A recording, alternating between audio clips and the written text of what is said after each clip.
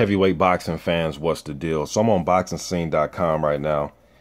Like always on my channel, I'm going to leave this article in the description box. You click it, read it, and come to your own surmise, all right? So it's just some Klitschko Fury news. Klitschko hints that Fury postponed to play mind games, all right? We know Fury came out. He showed a picture of him severely spraining his ankle. A lot of people thought that it was fake. I've heard some people say that they thought makeup was on his ankle. They just didn't trust it. Some people didn't believe it was his ankle at all. Thought it was Photoshop, so on and so forth. Then we know shortly after that, something had came out in the Mirror, UK paper. Something came out saying that there's allegations of not only Tyson Fury, but Hughie Fury doping investigation.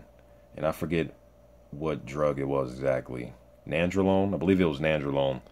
That their alleged traces found in some old samples from both Tyson and Hughie Fury before the Vladimir Klitschko, the first fight. All right, so, and it's all alleged. I'm not confirming that, but that's just what was said. And they also put that in this article too. So Klitschko, you know, he believes that this is all mind games. Let me go ahead and read some quotes from him, and I'm going to go ahead and give my opinion about what the former long-reigning champion had to say. He says, and this was said via social media, all right? So the first point of business is to clarify the situation and to agree on a new match date. We're working flat on that. Once the date is set, together with my team, I'll gear my preparation plan to it and continue where I left off with optimum preparation for the fight. The key, and I like to pass this on to you because the same thing is true in sport, in business, and in other areas, is that I can't let myself get off track. And I'm a big believer in that. Okay. Then he says, might there be another reason for calling it off? Is the delay supposed to unsettle me? Or in your case, is it maneuvering on the part of your negotiation partner that he stands you up twice and then wants to meet you at a late hour? We shouldn't care. You want to assert your goal just like I want the knockout. That's why you insist that the framework conditions work for you too. Grant yourself a breather where you can think about something else, and then you concentrate fully on the matter at hand again, with just as much effort and same passion as before. Mobilize your strength and willpower and swear in your team. Don't assume that the presentation has long been finished. Instead, do another dress rehearsal and speak through what the most important negotiations are or what the essential pitch is. Damn. Okay, so pretty much with all that said, man, Vladimir Klitschko thinks that Fury pulling out is a bunch of bullshit. He thinks he's just trying to play mind games with him.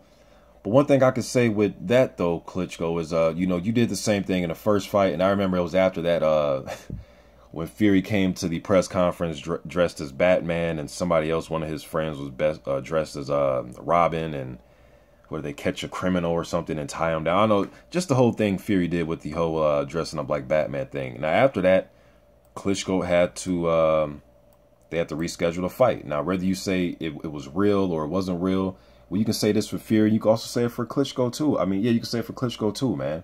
You know, to tell you the truth, I thought Klitschko pulled out of that first fight so he can get more time to prepare for Fury. I thought that.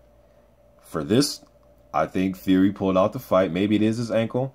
But to me, like I was saying, if it is his ankle, that lets me know that he wasn't in a proper condition. Now, you can get injured at any time during a training camp. It can be at the very end of training camp, or it can be at the beginning of training camp.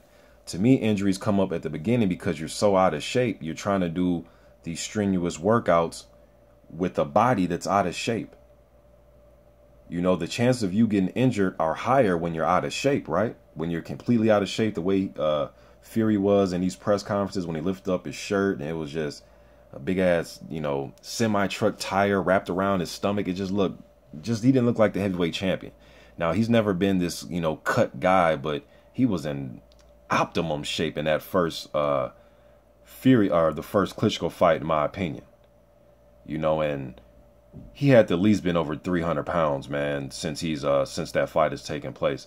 Now, I heard Fury joke around before and say he was up to close to 330 pounds. I didn't believe him because Fury says a lot of things, man. You just don't know when to believe him, when not to believe him. You kind of just got to read between the lines with him sometimes. But I believe that he was probably close to 330 because he's a big guy. I mean, he's 6'9", 6'8", 6'9".